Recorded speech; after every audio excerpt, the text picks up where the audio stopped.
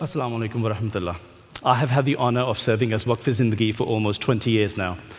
It was at the start of this journey that my colleagues and I had the blessed privilege of meeting Hazur Anwar one-to-one in a professional capacity. Among many invaluable pieces of advice, right at the beginning, Hazur instructed me to study the 5-volume commentary of the Holy Quran. Now, in my naivety at the time, I saw this advice as busy homework, but nonetheless, Smina wa Atana, I started.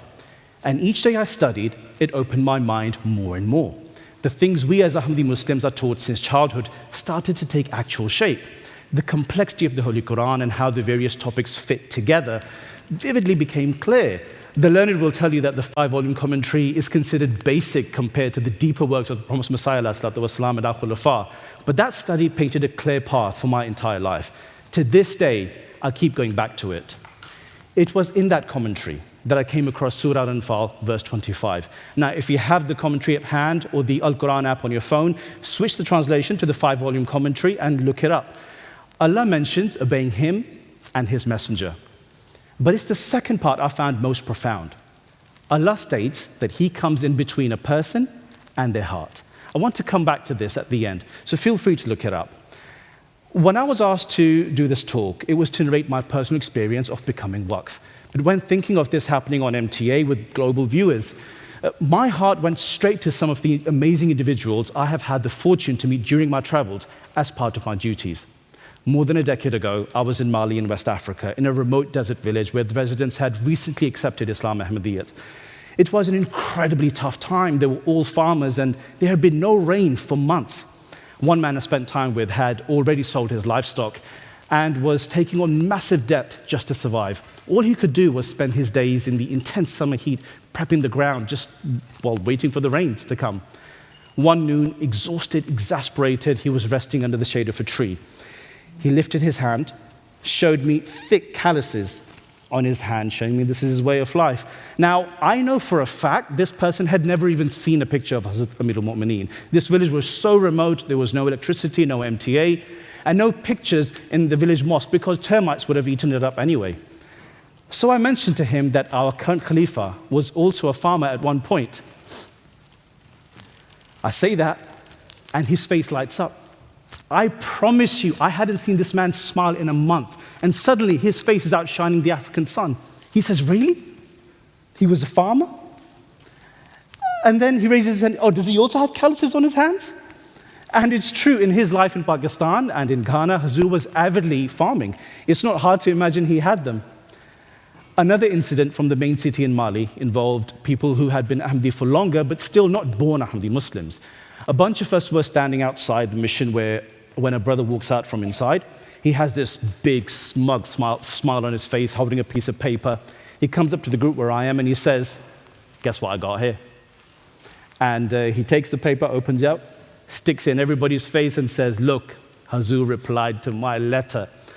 Now, his friends are happy for him, of course, saying mashallah and everything, but there's some serious envy going on, you know? So one guy's like, yeah, well, in 2004, when Hazur came to Burkina Faso, me and my family, we went to see him at the Jalsa. And this guy's like, oh yeah? Like, yeah. And now he's smug. And then a third brother steps up. He was older, and he was part of the legendary cycling group that biked all the way from Burkina Faso to Ghana for the 2008 Jalsa on rickety old bicycles. And he looks at them and says, I went to the big Jalsa in Ghana. I was standing at the front. As Hazur was walking by, I waved at him, and he waved back at us. Mic drop moment. Absolute silence. Now he's got his chest puffed out, strutting around like a peacock, basically. And then there was me, sitting quietly embarrassed on the side. Me, someone who can pray every salat behind Hazur. Me who can make a request and see Hazur within a couple of months.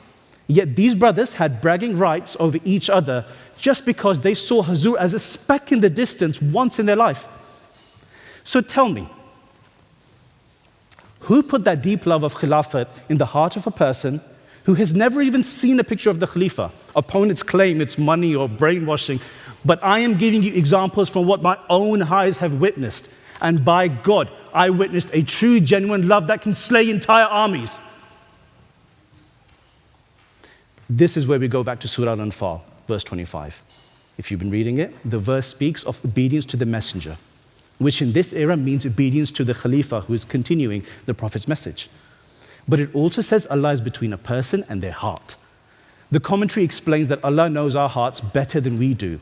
When we choose obedience, even if we later hesitate or get cold feet or face confusion, Allah steps in and blesses that course of action. Our successes are tied to this obedience. This is why we are told to keep a relationship with the Khalifa through letters at minimum. I saw this stick yesterday. Looked pretty cool, so I grabbed it, as you do, right? The young guy's worried. Don't worry, I'm not going to beat you with this. But it reminded me of something profound that Hazrat Muslim Maud Radhiyallahu Anhu has said. Only a branch that is connected to the tree can bear fruit. This is a dead stick, yes? Can it grow fruit? No, right?